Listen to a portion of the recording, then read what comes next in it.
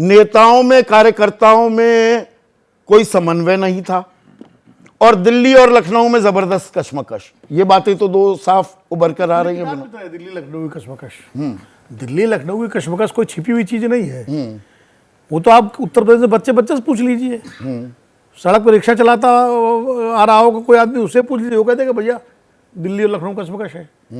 ये कोई जैसे कल्याण सिंह के जमाने में जो हाल था ना, कि कल्याण सिंह और जब अटल जी प्राइम मिनिस्टर थे और उस वक्त 29 सीटें रह गई थी 58 की, और उसमें बीच में अरविंद केजरीवाल का चौंक, अरविंद केजरीवाल जी प्रधानमंत्री 5 साल करेंगे क्या, अमित शाह के लिए वो जमीन तैयार कर रहे हैं, वो टेक ओवर कर लेंगे प्रधानमंत्री और योगी को हटाएंगे।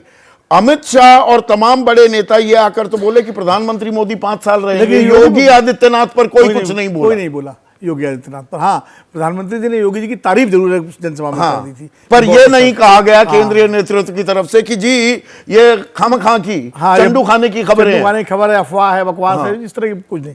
मैं एक बात और कहना चाहता हूँ संदीप, देखिए ये जो कारण प्रदीप जी ने बताए या मनोज ने बताए, ये सब सही है, मैं सहमत हूँ बिल्कुल, इसमें मुझे कुछ नहीं जोड़ना है ना, मेरा कोई असहमति है।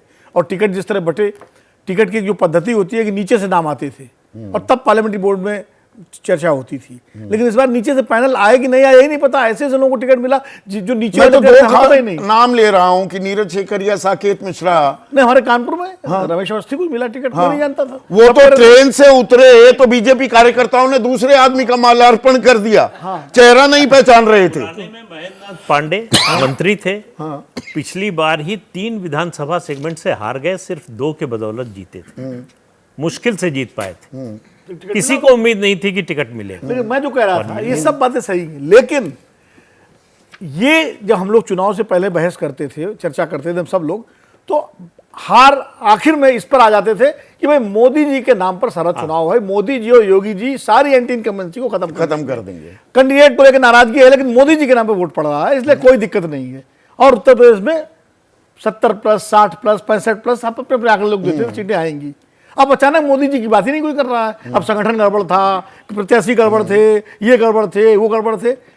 आकलन करिए समग्रता में आकलन कहीं मोदी जी और योगी जी की भी लोकप्रियता है, उसका भी उसमें भी कमी आई है। अब इसमें कहने में कोई संकोच नहीं होना चाहिए। और भाजपा पूरी तरह से उनकी लोकप्रियता पर ही आश्रित होकर रह गई।